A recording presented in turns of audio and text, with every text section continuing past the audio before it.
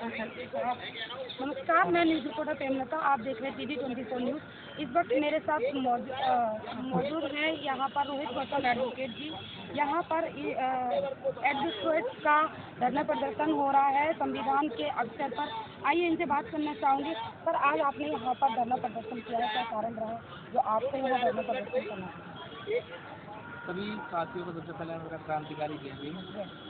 और आज हम यहाँ पर इकट्ठा हुए हैं 26 नवंबर संविधान दिवस के उपलक्ष्य में, जो कि आपने एक सवाल करा कि क्यों इकट्ठे हुए हैं। मैं बताना चाहूँगा कि मैं ये कहना चाहूँगा क्यों ना इकट्ठे हुए। समय समय पर संविधान पर प्रहार चल रहा है केंद्र सरकार द्वारा, विपक्षी सरकारों द्वारा, कभी आरक्षण का विरोध करके, कभी प्रेम बल का विरोध करके। अभी कल ही परसों ही जो है प्रेम बल के लिए अपील लगाई गई सुप्रीम कोर्ट में, तो उसमें से कुछ वर्ड हटा दिए। क्यों हटा दिए? आपके संविधान निर्माताओं से ज़्यादा ज्ञान नहीं है? जितना संविधान निर्माता ज्ञानी थे आपको 1% भी नहीं है। और सुप्रीम कोर्ट में कोई वकील यदि आप में अगर उतनी क्षमता थी ने आपने उस समय क्यों नहीं बनाया संविधान? आप अपने अकॉर्डिंग बनाते, आपने हमारे लोग क्यों मौका दिया? पहली चीज़। दूसरी चीज़ मैम, कि संविधान पे जो बराबर प्रहार है, उनका प्रहार इसलिए कि जो सबसे पहले छिड़के हैं बाबा साहब। क्यों? क्योंकि बाबा साहब ने उस तबके को लाके आसमान पे बिठा दिया जिसे कभी अपने पैर की धूल भी नहीं समझते, जिसे कभी नौकरी करने का कोई राइट, नौकरी तो बहुत दूर की बात है मैडम, इनके रोड पर से चलना नहीं उन्हें मंजूर था कि इनके घर के सामने से गुजर जाए। इतनी बुरी स्थिति में हमारे लोगों ने समय काटा एक समय, जब उन्हीं लोगों को आज बाबा साहब ने लाके इनके बराबर, इनसे भी ऊपर बिठा दिया। आज हमारा व्यक्ति किसी भी आँख से आँख मिलाता, चाहे वो सरकार हो, चाहे कोई भी व्यक्ति हो, चाहे प्रशासन का कोई व्यक्ति, आँख से आँख मिला के सवाल करता है क्यों संविधान के। तो इन्हें यही चीज़ खटकती है, मनुवादियों को, ये बहुजन विरोधियों को, ये लोग हमसे कैसे आग मिला सकते हैं, ये लोग मूछे कैसे रख रहे हैं, ये लोग घोड़ियों को अपनी बारात कैसे निकाले। सबसे पहले इसी कारण संविधान का मैम खत्म करके हिंदू राष्ट्र घोषित करना चाहते हैं। तो सर, हिंदू राष्ट्र की प्रॉब्लम ही क्या है? एक बात बताइए, मैं दो आपके जवाब दूंगा इस सवाल पे। पहला, हिंदू नाम की कोई चीज़ नहीं है, कोई धर्म नहीं है।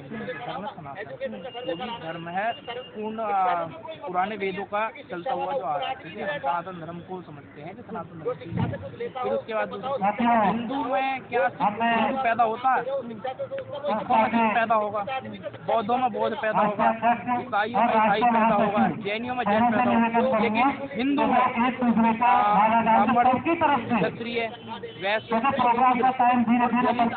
तो इनमें आते अगर हिंदू राष्ट्र बनेगा तो हम जैसे लोगों को, जो हमारे एक SC/ST वर्ग से, OBC वर्ग से आते हैं, इन लोगों को बराबर का ओहदा मिला रहेगा जैसे आज हमारे पास है। फिर उसके बाद मैम ये हिंदू राष्ट्र बने, वो लोग तो कहते हैं कि जब सब एक हो जाएंगे तो सब हिंदू होंगे। फिर इन लोगों ने हिंदू में इतने भेदभाव कर रखे, मैंने आपको गिनाया तो सही मैडम, इसलिए इन्होंने वर्ण व्यवस्था बनाई है। पिछले कई हजार सालों में एक नहीं हुए, आज क्या होंगे ये? सिर्फ और सिर्फ बनता है भारत देश को हिंदी राष्ट्र घोषित करने, जो कि नहीं है पॉसिबल किसी भी तरीके से। देश में कई जाति, कई धर्म के लोग रहते हैं, सबका झुकाव एक तरफ नहीं है, ना ही कभी हो सकता। सिखों की अलग विचारधारा है, बौद्धों की अलग विचारधारा है, जैनियों की अलग विचारधारा है, ईसाइयों की अलग है, मुस्लिमों की अलग है। तो कैसे ये सब एक हो जाएंगे? हिंदू और मुस्लिम में तो आज तक कभी बनी नहीं, कैसे हिंदू धर्म को मान लेंगे? उसमें हिंदू राष्ट्र बनाना। लेकिन समाज के लोग वो आज अत्याचार तो दोनों में और किस तरह से बेहतर मुसलमान सुरक्षित है, और जो खतरे में है, जो वो इस चक्कर में लड़ाते हैं, वहाँ पे क्या हिंदू नहीं मारे गए? वहाँ पे क्या मुसलमान नहीं मारे गए? या यहाँ पे क्या वो आम पब्लिक नहीं मारी गई जो बेचारी अपनी दिहाड़ी मजदूरी का काम करती थी? आप इस चीज़ का जवाब दीजिए। अगर जब वहाँ पे सभी व्यक्ति मरे, कहाँ से हम मान लेते हैं तो हिंदू खतरे में, मुसलमान कोई नहीं खतरे में है, इनका आपस में लालच है। एक ऐसी हिंसा इन्होंने देश में भरती। एक पता होता है कि प्रधानमंत्री हुआ करते थे मनमोहन सिंह जी, राष्ट्रपति डॉक्टर अब्दुल कलाम, और विपक्षी नेता जैसे उन्हें बीजेपी का नाम याद नहीं आ रहा है। हमारे अभी जो 17 साल के विधायक ने करा बीजेपी से, वो हमारे नेता हो रखे थे। तो मैडम जब तीनों चारों धर्मों के लोग मिलकर देश का संभाल रहे थे, तब हिंदू मुसलमान झगड़े में नहीं आते। जाहिर वाली बात है कि हिंदू या मुसलमान कोई भी खतरे में है, संविधान देश में जिस तरह से हालात हो रहे हैं उस हिसाब से तो लग ही रहा है ना कि हिंदू मुसलमान कितने लोग इसमें इन्वॉल्व है, की कुर्सी कहीं न कहीं पावर, कहीं न कहीं राजपाट ये खतरे में है। कोई जाति धर्म खतरे में नहीं है। इतने हजार सालों में आज तक 600, 700, 800 साल राज था, तब कोई हिंदू खतरे में नहीं आया। 60 फिर 200 साल ब्रिटिश राज कर गए, तब हिंदू खतरे में नहीं आया। 60-70 साल कांग्रेस राज करके 2014 में खतरे में आ गया। मेरे को तो ये चीज नहीं है। अच्छा, संविधान के तहत आप लोगों ने यहाँ धरना दिया है, तो आपको क्या लगता है आप करने से लोगों को क्या संविधान को मानने वाले वकील, जो कि असल में वकील है, जो संविधान के तौर पर काम करते हैं, संविधान का वो लोग जिंदा है और एक्टिव है। पहला मैसेज हमारा ये जाएगा, युवा पीढ़ी मेरे जैसे जो वकील बन रही है, जो बन रही है, उन्हें एक प्रेरणा मिलेगी कि नहीं आप जब वहाँ तक क्यों नहीं जा सकते। हमारा संविधान के प्रति लोगों को जागरूक करते हैं, लोगों को एक्टिव करते हैं कि वह संविधान की संविधान को बनाया। रोजगार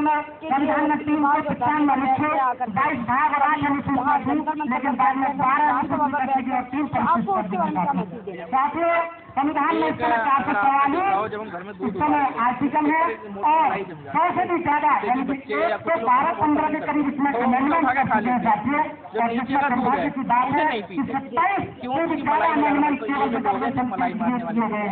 संविधान से कोई संविधान का नाम लेके बना रहा है। जैसा कि आपने 2024 के लोकसभा इलेक्शन में देखा, कुछ लोगों ने संविधान का नाम लेके कैसे अपनी सीटें बढ़ाई, वोट परसेंटेज बढ़ाया, उसके बाद से पार्टियां बन गई। और उसके बाद जब आरक्षण में वर्गीकरण का फैसला आया तो किसी भी एक पार्टी के नेता ने विरोध किया। शर्म की बात है, कितने बेशरम लोग हैं कि जिस संविधान का नाम लेते हैं उसी संविधान के खिलाफ आए फैसले को ये लोग समर्थन करते हैं। की जो इमारत थी वहाँ से हटा दी गई, हमारे स्थापित करने के लिए लोग यहाँ प्रदर्शन करते हैं, तो क्या लगता है आपको कि वहाँ पर दोबारा से स्थापित किया? अगर आपको मैं भी आंदोलन याद हो तो पहले किसानों का आंदोलन हुआ था, कितने समय में न्याय मिला था? तकरीबन साल भर से ऊपर। मैं ये कहूँगा कि हमें आज बेशक नहीं मिले न्याय, आज नहीं मिले, लेकिन एक समय ऐसा कुछ महीनों में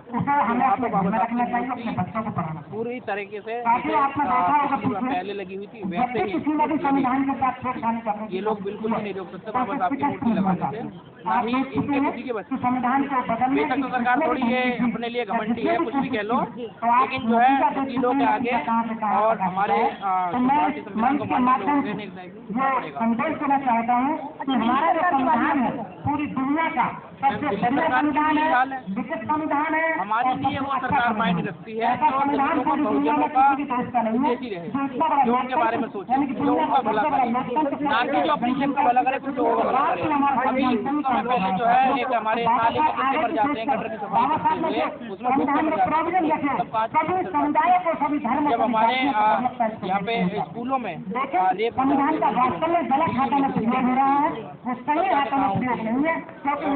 सरकार बोलती है कि पहले